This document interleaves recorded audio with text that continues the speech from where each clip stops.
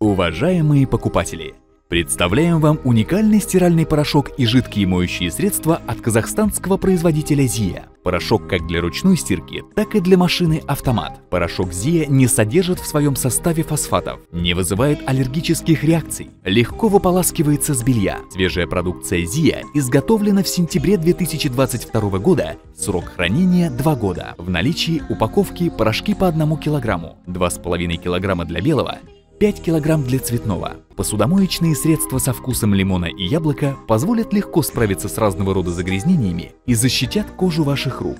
Шампунь Zia для всех типов волос подчеркивает слово «для всех» своим результатом. Антижир с моющим эффектом для любых поверхностей также не уступает качествам другим производителям. Вся бытовая химия Zia изготовлена по европейской технологии. Мы рады, что мы реализовываем ту продукцию, которой довольны наши покупатели. И именно это придает нам стимул в работе. И если вы хотите качественный товар по низким ценам оптом и в розницу, то это к нам. Мы ждем вас по адресу: Ингушетия, село Нижние Ачалуки, улица Сквозная, 12, по трассе рядом с мечетью. Вы можете связаться с нами по телефону 8 988 801 57 66. Здравствуйте, мои дорогие друзья! Вы снова на канале «Как-то так у Лилы». Сегодняшний ролик уже я с утра выпустила, но у меня не получилось дальше снимать, что же мы готовили к завтраку. У меня была, задумка была совсем другое, что-то приготовить, но приехала Мадина с детьми, и я не стала ни снимать и не готовить то, что задумала. Это чуть-чуть попозже я сниму, не сегодня, а как-нибудь в другой раз. И как я сегодня сказала, у меня сегодня вроде бы так должен быть насыщенный день, но пока еще только приехала Мадина с детьми. Сейчас уже послеобеденное время. Мы поели, я приготовила так быстренько супчик для детей, потому что детям все-таки нужен суп.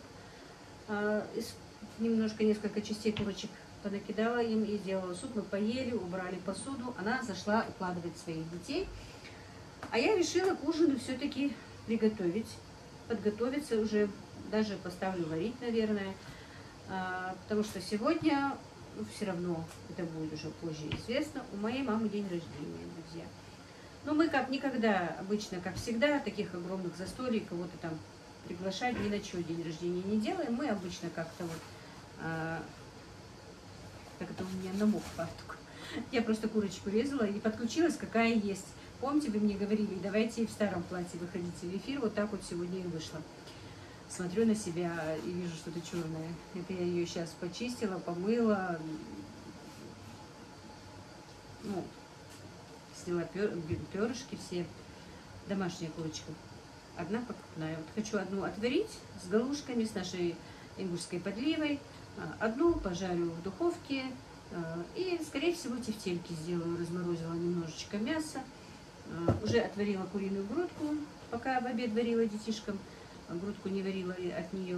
Будет такой у нас легкий салатик, который любит мама. Он у меня есть на канале. Мы его называем нежным. Кто-то его когда-то невестой называл. Обычно его некоторые делают, грибы туда кладут, обжарили. Грибы у меня есть, но я не буду туда класть грибы. Мы любим так, обычный, классический, такой простой. Просто грудка, яйцо, кукуруза и майонезик. И сверху посыпать орешками. Все. Самое главное, его мама любит. Поэтому сегодня приготовим то, что будет мама есть.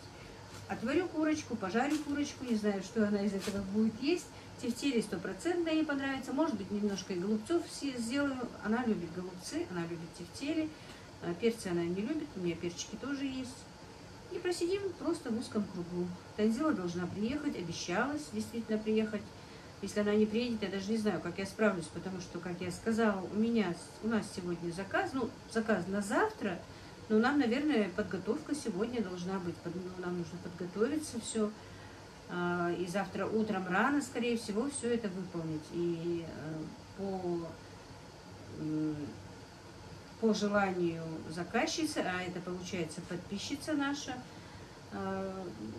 она пожелала, чтобы мы снимали, как мы делаем заказ. Поэтому, когда идет съемка, времени уходит много. И я, конечно, сама уже практически... Успеть-то я успею, но для этого мне нужно, наверное, вообще ночью не ложиться и просто снимать и делать что-то. Поэтому вот как-то так. Сейчас я быстро опалю курочку. Сейчас покажу вам, просто видно. Я просто не хотела себя снимать, но потом думаю, нет, все-таки выйду на связь с вами сама. Так, ну вот. Петушка своего зарезали мы, вернее, Ибрагим. Ничего, нормальный такой петушок. 2500 весит. А это покупная курочка. Ну, вы сами знаете, что домашнюю курочку запекать, она бывает жесткая и невкусная. Поэтому вот эту я буду запекать, а это буду отваривать. В отварном виде, конечно, она хорошенькая. Ну, петушки такие. И знаете, я их сейчас кормлю чисто ячменем, поэтому они у меня не очень жирные. Вот когда была бы, если была бы кукуруза, хотя бы какой-то процент кукурузы, то они бы были пожирнее. Но вот лишнего жира у них нет, к сожалению. Надо будет мне купить кукурузу. Просто у меня есть ячменя много. Я купила тонну с лишним. И пока им даю просто чисто ячмень. Ничего не добавляла, просто немножко ячмень и отруби. Перемешивала. И ничего больше не давала. Уже, наверное, недельки 2. Поэтому как-то вот они не очень жирные и не желтые. Видите, вот это желтые, а это не очень не желтые. Ну вот надо мне купить кукурузу и недельку хотя бы покормить их кукурузой, чтобы они были пожирнее. Потому что бульон все-таки нужен жирненький. Но петушки все равно не бывают очень жирными. И потом уже их убирать. А петушков много очень.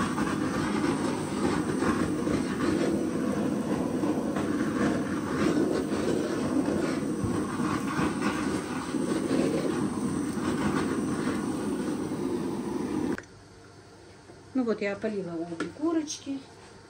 Сейчас разделываю. А пока разделываю, немножко поговорю. Поговорю именно, скорее, наверное, о маме, да? И вы знаете, и как раз отвечу, может быть, на какой-то вопрос. Я не забыла, что я должна отвечать на ваши вопросы про законы, про обычаи наши. Но чуть-чуть попозже, друзья, я начну на них отвечать. Еще даже не выписала. Потому что все-таки осень, у меня много дел. Наконец-то мне вспахали огород. Не знаю, завтра вряд ли у меня получится, потому что заказ нужно сделать и отдать. Очень, можно сказать, не кстати заказы мне, но отказывать нельзя, потому что эта подписчица давно хотела у нас именно заказать у нас. Поэтому, ну ничего, как получится. И сегодня, конечно, не хотелось с заказом возиться. Хотелось просто посидеть, пообщаться. Ну ничего, мы все успеем. Мы просто сегодня подготовимся с Танзилой, а рано утром начнем его делать. Ну, в 10 к 11 нам заказ, конечно, утра нужно отдавать. Маме сегодня исполняется, если по паспорту, то 89 лет. А так она всю жизнь говорила, что ей, ну всю жизнь так, сколько я себя помню, что ей, когда вот они жили в Казахстане, ей приписали 2 года старше. Обычно же раньше тогда так делали, когда записывали постарше, чтобы они были. Азан. Так, ну вот, друзья, уже забыла, что надо включить камеру. Время намаза было. Теперь спокойно доделаем наши дела. И расскажу все-таки немножко о маме. Ну, расскажу уже с малого детства, наверное, что и как. Ну не так, ну, как вам сказать, быстро, чтобы вас не затягивать. Мама очень рано осталась без отца. В 1937 году, получается, да, вот когда забирали партийных, да, ей было 2 годика. Ее отца забрали, арестовали и забрали в 1937 году. Она, ну, ей было вот 2 с лишним годика, 2,5, по-моему, годика. Она говорит, я так отца-то не помню, но помню, говорит, как я бежала за машиной, вот ну, как-то у нее, может быть, сохранилось, это 2 годика, наверное, и не запомните это, но она вот так говорит, что вот так вот у нее сохранились в памяти эти моменты. И с тех пор они больше отца не видели. Моего дедушку они больше не видели с 2 лет. Моя бабушка воспитывала маму одна, больше замуж не выходила. И он у них потом пропал без вести. Они после войны, даже я помню, еще уже когда я была большой, они его долго искали. Даже в передачу «Жди меня» писали. Но им пришел ответ. Сейчас, минуточку.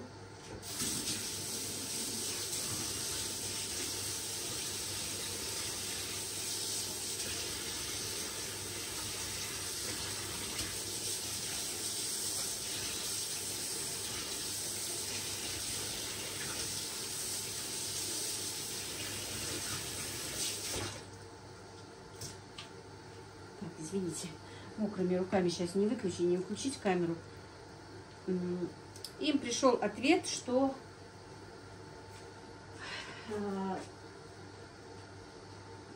короче, что он умер и что он похоронен в братской могиле. Что, ну, бабушка и мама писали, что хотели бы хотя бы на могилу к отцу приехать. И в этом плане, ну вот им сказали, что они похоронены в братской могиле, все вместе, никаких отдельных ничего захоронений нет. И куда вы хотите приехать? Ну вот тогда уже мой отец сделал похороны, друзья. Так, ну сейчас я... Ну вот. Ой, курочку поставила варить. А это не поставила. Сейчас закину, друзья. Минуточку, подождите. Пускай варится вместе с курочкой. Все. Так, ну давайте будем продолжать, да, общение с вами, мне кажется. Можно уже. Сейчас буду мариновать курочку. У меня тут мед, горчица. Так, немножко черного перца, немного красного перца. И тут у меня приправа для курицы есть, тоже не кинем. Ну, все, что можно. Так, вообще-то красный и не нужно. Мы сейчас абхазскую аджику с вами. Или уже горчица есть, наверное, аджику не надо будет. А не помешает, ладно. Не помешает. Сейчас, минуточку, друзья.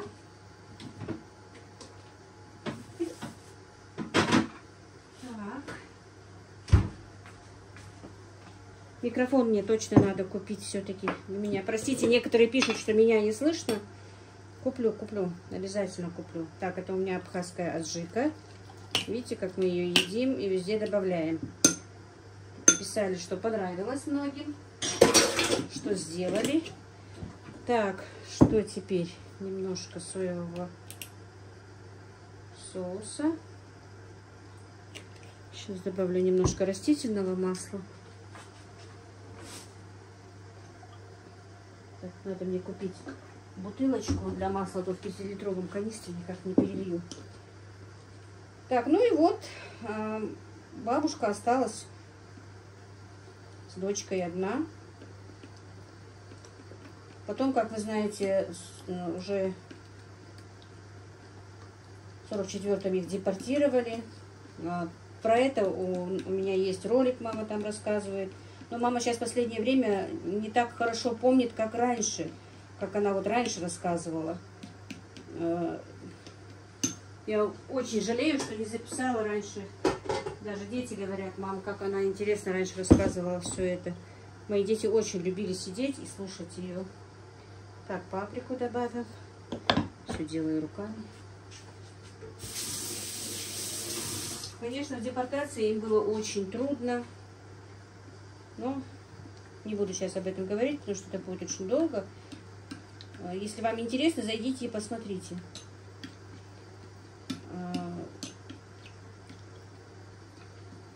Мама очень рано вышла замуж. Ей еще не было 17 лет. И по идее она даже не знала, что она была засватана. Вот как она рассказывает. Ее уже засватали. Она даже не знала, за кого. Ну, вот такие вот обычаи раньше были. Отдал ее дядя, брат бабушки. И мама говорит, я, говорит, узнала о том, что засватана уже где-то через месяц или полтора, что вот только она засватана за этого парня. Отец был старше мамы на 15 лет. И получается, бабушка, вот мама папы, была парализована, лежала в кровати. И мама очень долго за ней ухаживала. Так, соли не положила. Но мама говорит, что она была очень хорошая женщина. Вот и парализованная была. Так, ну, где-то столовую ложку. Неполную. Вот сюда. Так, друзья, сегодня съемка. У меня вот это вот подключение как-то не спланированное. Вы меня извините и не судите. Просто решила все-таки выйти на связь. И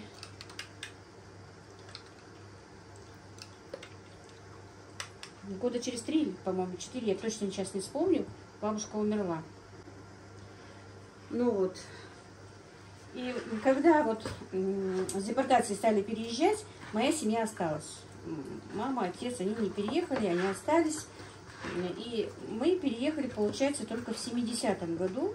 Мне тогда было 3 года. Ну, мои братья и сестры были постарше.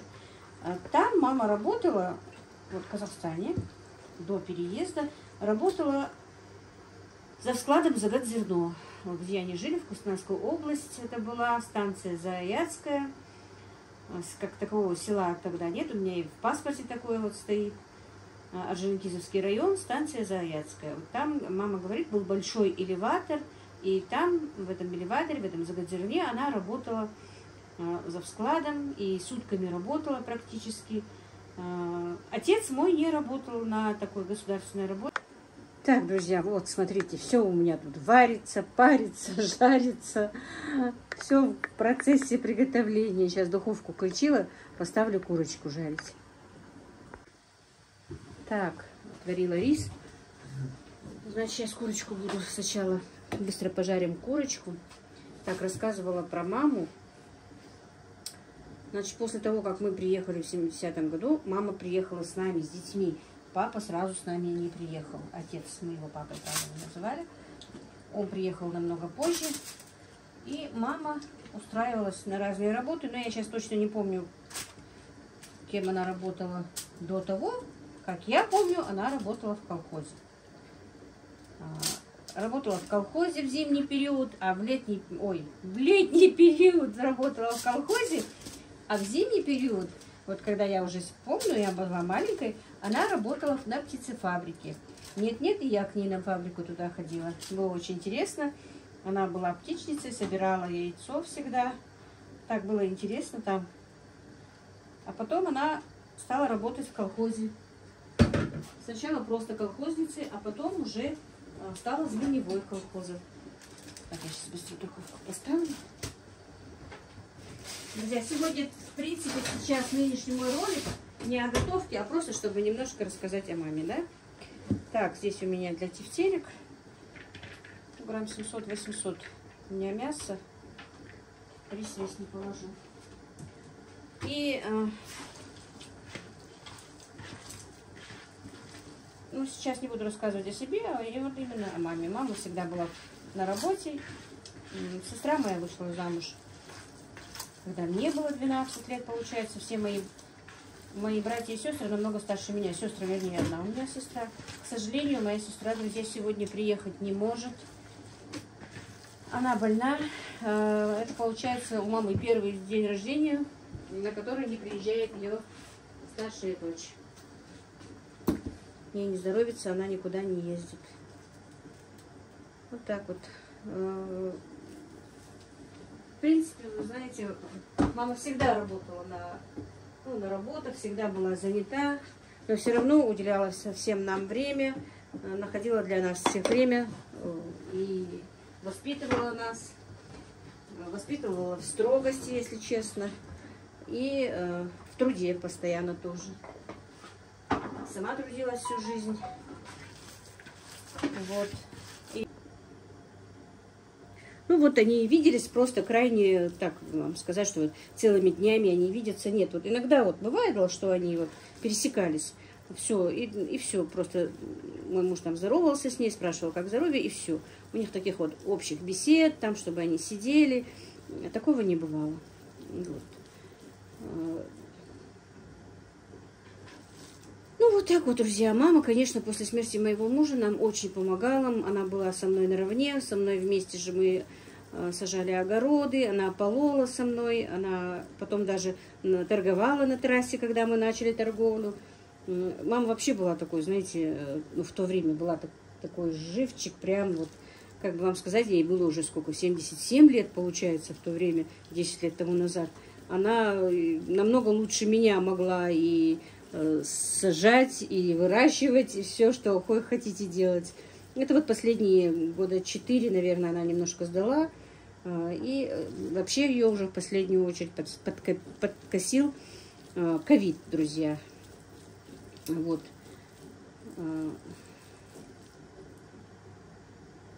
Через какое-то время она все-таки уехала к сыну, захотела пожить с сыном уже. 4 года она жила с сыном, но потом я ее снова перевезла сюда, потому что все-таки сноха у нас на работе, мне не получалось бы все время за ней смотреть. А ездить, то мы начали ездить, то я, то сестра, все-таки опять-таки у меня не получалось. Я сказала, давай я все-таки заберу ее, она будет со мной, мне будет легче, мне не надо будет ездить, она будет под присмотром.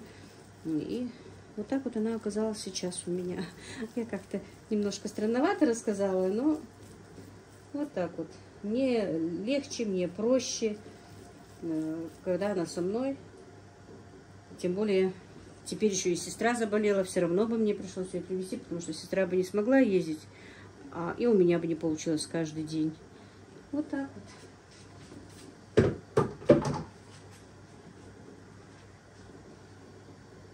А старший сын у меня в Москве.